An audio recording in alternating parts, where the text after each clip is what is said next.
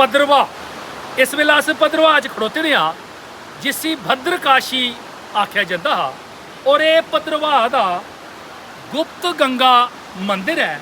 ये तुस दिक्खी सकदे हो कि ये मंदिर जेह्ड़ा है पांडव काल कन्नै इस मंदिर गी जोड़ेआ गेदा है और बड़ा पवित्र स्थान है और बड़ा प्राचीन जेह्ड़ा ये मंदिर है। तुस दिक्खा करदे हो मंदिर दा केह् इतिहास है और पांडव काल च इत्थै केह् होया, इस सरबंधा च भी स्वामी मनीषानंद गिरी जी उं'दे कोला अस जानकारी लैगे।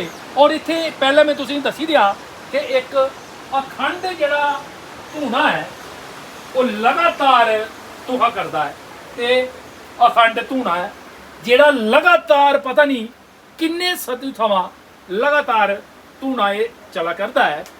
और दूरा दूरा दा जेह्ड़े श्रद्धालु न, जेह्ड़े भगत न, इस गुप्त गंगा मंदिर च आउंदे न, अपनी श्रद्धा दे, अपनी अकीदत दे फुल्ल चाढ़दे न। और बड़ा प्राचीन और बड़ा पवित्र स्थान है। तुस एह्दा मनोरम दृश्य जेह्ड़ा तुस इसदा दिक्खी सकदे हो। मौसम दे लिहाज कन्नै भी बड़ा खूबसूरत आनंद जेह्ड़ा आउंदा है। और एह् जेह्ड़ी जल धारा जेह्ड़ी एह्दे सामने बगा करदी है, इसदा शीतल निर्मल जेह्ड़ा जल है पवित्र, हर आने जाने आह्ले गी अपनी आह्ली बक्खी आकर्षित करता है। इस मंदिर का केह् इतिहास है, कदों इसकी स्थापना हुई गुप्त गंगा मंदिर की, इस बाबत इस संदर्भ च अस गलबात करने आ। महंत मनीष गिरी जी महाराज होर साढ़े सामने साक्षात मूर्ति जेह्ड़े न विराजमान बैठे दे न, उं'दे कन्नै गलबात करने आ। इक ते महंत जी तुंदा मता मता स्वागत है। सबसे पहले महंत जी, जिस कमरे में हम बैठे हुए हैं, ऐसा लग रहा है कि एसी यहाँ पे लगा, इतनी ठंडी। ऐसा कुछ नहीं है कि एसी लगा हुआ है, लेकिन ये प्राकृतिक एसी कहा जाए तो कोई अतिशयोक्ति नहीं होगी, क्योंकि ये देवदार की लकड़ी से बना हुआ कोठा है। अच्छा। और इस आधा ही से ठंडा रहना स्वाभाविक बनता है। बिल्कुल। और जहाँ तक श्री गुप्त गंगा मंदिर के इतिहास के संदर्भ में मैं कहना चाहूँगा कि यह पांडवकालीन मंदिर है। अच्छा। लोग कहते हैं, प्रामाणिक रूप से मैं नहीं कह सकता, क्योंकि यह लोग कहते हैं, मैं उस समय था नहीं, कि यह पांडव काल का मंदिर है। और अज्ञातवास के क्रम में पांडव यहाँ आए थे, उन्होंने शिवलिंग भी स्थापित किया, गंगा जी भी उत्पन्न किया। शायद उन्हें जल की आवश्यकता होगी, वे सामर्थ्यवान थे, पराक्रमी थे, उनके साथ भगवान थे। तो यह बहुत बड़ी बात नहीं थी गंगा उत्पन्न कर लेना और अपने जल की आवश्यकता की पूर्ति करना। फिर उन लोगों ने अमरनाथ के लिए निकला, जो ये पांडव गुफा आप देखेंगे, ये अमरनाथ क्षेत्र में निकलती है। फिलहाल ये वहाँ से भी बंद है और यहाँ से भी बंद है। दर्शन मात्र के लिए यह खुला रहता है और यह स्थानीय लोगों के लिए भी तीर्थ है, पर्यटक के लिए भी तीर्थ है। यह अंतिम घाट के रूप में भी विख्यात है, क्योंकि आप सामने देखेंगे कि श्मशान घाट है और पीछे हमारे महात्माओं की समाधियां हैं, ऊपर में योगियों की समाधियां हैं, पुल के उस पार बच्चों की समाधियां हैं। और यह गुप्त गंगा मंदिर काफ़ी विस्तृत रूप से बड़ा है। आप वहाँ रोड पर जाएंगे तो देखेंगे हनुमान मंदिर है, रोड के उस पार बाबा गंगादास यात्री निवास है, राम मंदिर है, वहाँ भी हमारे महात्मा रहते हैं, पूजन पाठ नियमित चलता रहता है। कुल मिलाकर मैं यह कहना चाहता हूँ कि यह मंदिर, यह एक तपस्थली है, जहाँ तप करने के लिए लोग, पूजा करने के लिए, वंदना करने के लिए यहाँ आते हैं।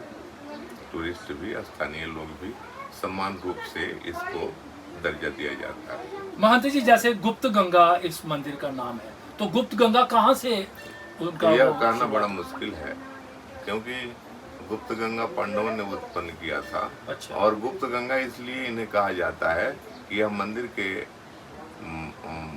आंगन में ही रहती हैं। अच्छा। इस नदी से इनका कोई ताल्लुकात नहीं है। अच्छा। यह कहाँ से निकलती हैं यह जानकारी नहीं है, अप्रकट है। अच्छा। इसीलिए इन्हें गुप्त गंगा कहा जाता है। गुप्त इट मीन्स इनडायरेक्ट, बिल्कुल अप्रकट। बिल्कुल। और कहाँ से निकलती रहती हैं यह कहना बड़ा मुश्किल है, लेकिन निकलती हैं। अच्छा। और यह मंदिर से होती हुई आगे चश्मा है, बावड़ी, जी जहाँ इनका जल संग्रहित होता है। जी। और वहाँ से हम लोग पूजा के लिए, जल लाते, पीने के लिए जल लाते हैं। हाँ, जल का उपयोग करते हैं। स्थानीय लोग भी और पर्यटक लोग भी, जिनको पीना है या पूजा करनी है या जो भी करना हो, उस जल का उपयोग हम लोग करते हैं। महंत जी, कोई वर्ष में कोई खास दिन है मुकर्रर किया हुआ जिस दिन आप कोई कार्यक्रम? अवश्य अवश्य, क्योंकि आप जानते हैं कि शिव मंदिर में सबसे बड़ा त्योहार महाशिवरात्रि होती है। महाशिवरात्रि का त्यौहार हम लोग बड़े ही हर्षोल्लास से प्रतिवर्ष यहाँ मनाते हैं। समायोजित करते हैं। इसके अलावे रामनवमी, हनुमान जयंती, श्री कृष्ण जन्माष्टमी, अन्य अवसरों पर भी हम लोग भंडारे किया करते हैं, रामायण का पाठ किया करते हैं। संतों का समागम होता रहता है। पूरा जम्मू मंडल के संत यहाँ आते हैं। जम्मू मंडल के श्री महंत दत्तगिरी जी महाराज, श्री राजेश बिट्टू जी महाराज, मोहनगिरी जी महाराज वगैरह वगैरह सभी संत मूर्तियाँ, गुरु मूर्तियाँ यहाँ समान रूप से आती हैं। मैं समान रूप से सबको सादर आमंत्रित करता हूँ, भेंट विदाई देता हूँ। प्रतिवर्ष पूरा जम्मू मंडल, उधमपुर मंडल, कटरा मंडल, रियासी मंडल, सभी संत यहाँ आते हैं। सभी गुप्त गंगा को नाम को जानते हैं।